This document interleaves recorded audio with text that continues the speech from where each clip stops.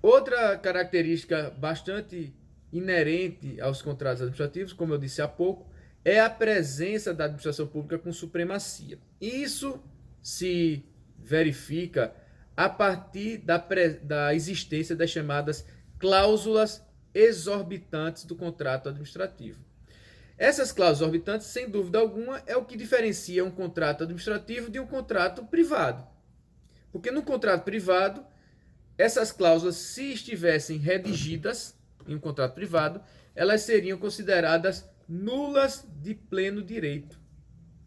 O próprio Código de Defesa do Consumidor diz que será considerada nula de pleno direito a cláusula que confira um direito, um poder para uma das partes e não confira esse mesmo direito, poder para outra parte. Então, em um contrato privado, essa cláusula não serviria.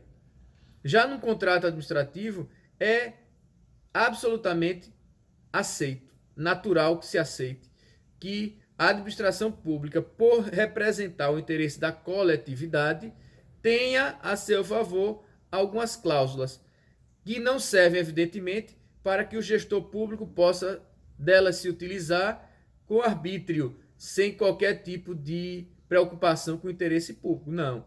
As cláusulas exorbitantes só serão validamente aplicadas se houver uma justificativa de interesse público para que isso aconteça.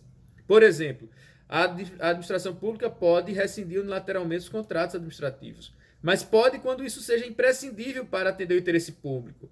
Digamos que a administração contratou uma empresa para construir uma obra que precisa estar pronta em dezembro. Chega julho, 5 meses antes do prazo, se constata que aquela empresa não vai conseguir concluir aquela obra porque ela é constantemente flagrada em situações de atraso. Então, a administração pública poderá rescindir esse contrato e contratar outra empresa que seja mais eficiente, digamos assim. Vejam, é o interesse público que justifica essa rescisão contratual. É diferente de uma situação em que um empresário, digamos, dono de uma empresa que está construindo a obra, briga com o governador e o governador, em represália, resolve rescindir o contrato. Não há, nesse caso, qualquer motivação para essa rescisão ocorrer. Não há qualquer interesse público. Então, essa rescisão não pode ocorrer. Bom, as cláusulas exorbitantes, elas estão previstas na própria lei de licitações. Então, não é uma criação da doutrina, tá?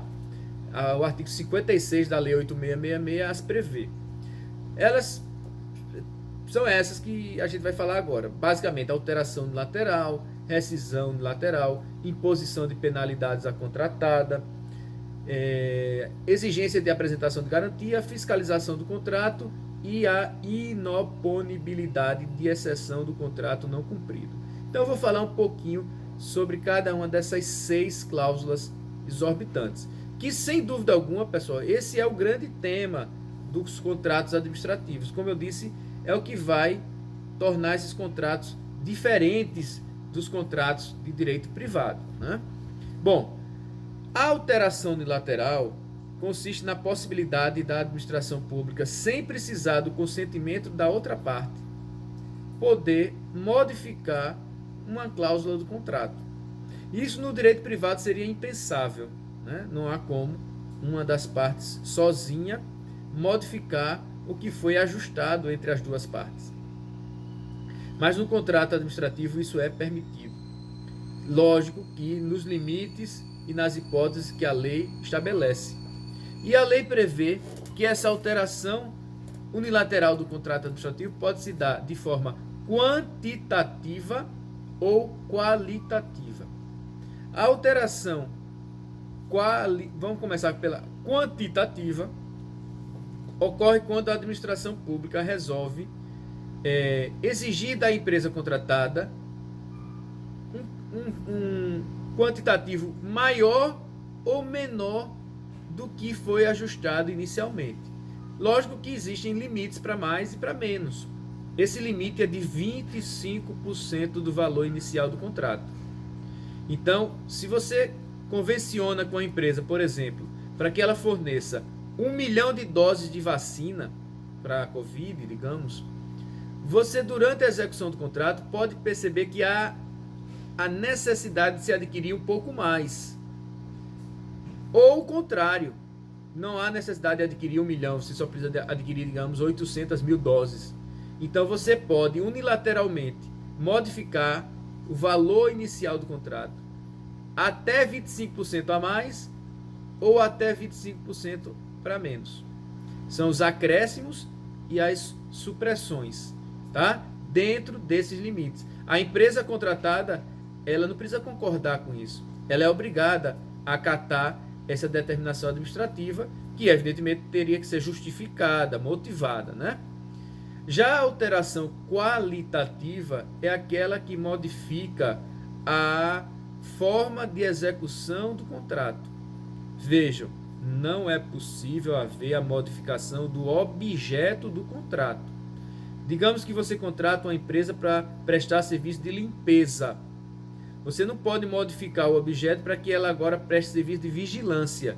Ah, mas ela serve para as duas coisas. Lá ela tem pessoal para limpeza e para vigilância. Mas a licitação era só para um desses objetos. Se a licitação foi para limpeza, o contrato tem que ser para limpeza. Você não pode alterar o objeto do contrato. Mas você pode modificar a forma como esse contrato de limpeza vai ser executado. Por exemplo, digamos que no início estava previsto no contrato que a empresa deveria limpar aquela repartição, fazer a limpeza daquela repartição ao meio-dia. Mas aí se constatou ao longo da execução do serviço que as pessoas sujavam a repartição à tarde e de manhã chegavam lá e a repartição ainda estava suja, porque só ia haver a limpeza no meio-dia. Então constatou-se que era melhor dividir aqueles empregados, colocar uma parte para fazer a limpeza de manhãzinha antes do expediente e outra parte no começo da tarde. Então a forma de execução do serviço pode ser modificada pela administração pública para melhor atender o interesse público. Nesse caso, se isso por acaso gerar um acréscimo dos custos da contratada, aí a administração pública vai ter que fazer uma revisão contratual. Mas é direito da administração alterar o contrato unilateralmente. Bom, a segunda cláusula exorbitante, talvez a mais importante, é a rescisão unilateral.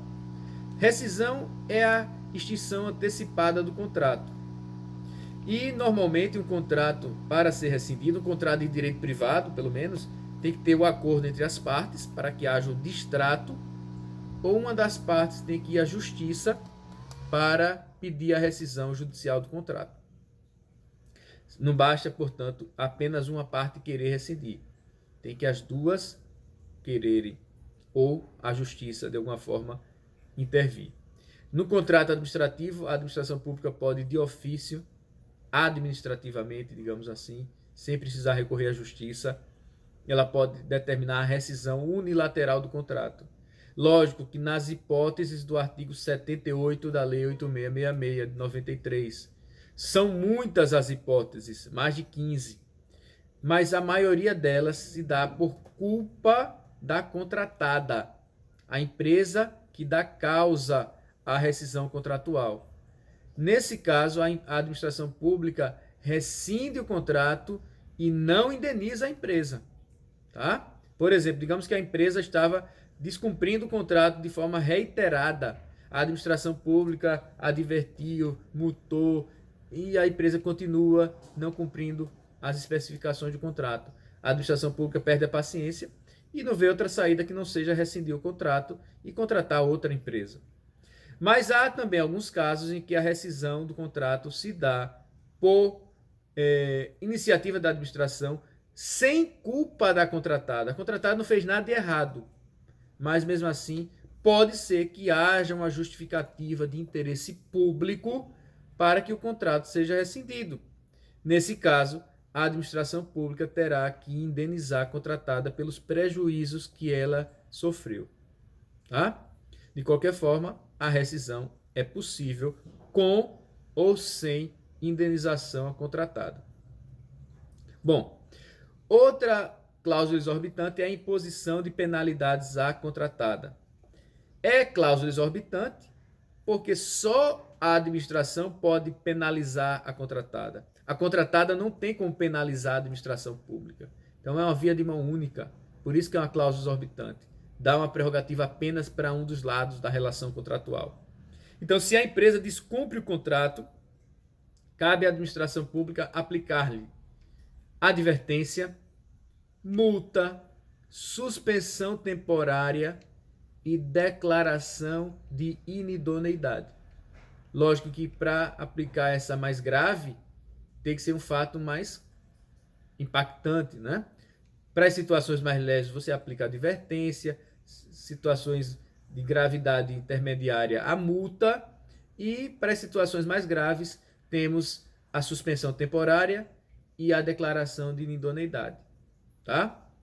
Bom, outra cláusula exorbitante é a exigência de apresentação de garantia. O que significa isso?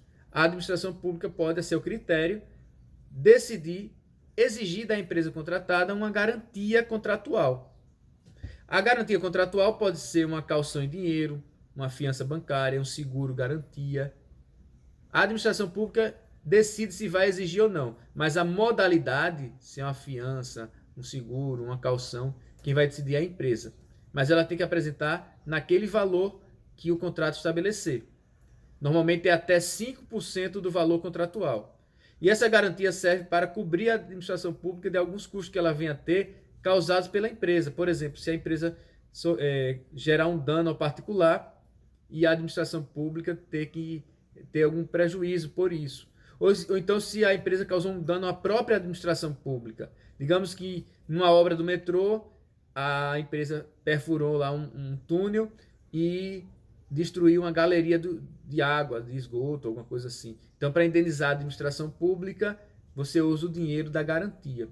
Se a garantia não for utilizada ao final do contrato, ela será restituída à empresa, será restituída à empresa contratada, né? Porque a administração pública fica com a garantia, mas não é dela. A garantia é apenas para cobrir eventualidades. Mas se não ocorrer nenhuma eventualidade, a empresa recebe de volta a garantia no valor atualizado, se for o caso. Temos ainda a cláusula exorbitante da fiscalização do contrato. Significa que a administração pública tem a prerrogativa, e é o dever também dela, não apenas prerrogativa, mas o dever de fiscalizar a atuação da empresa contratada.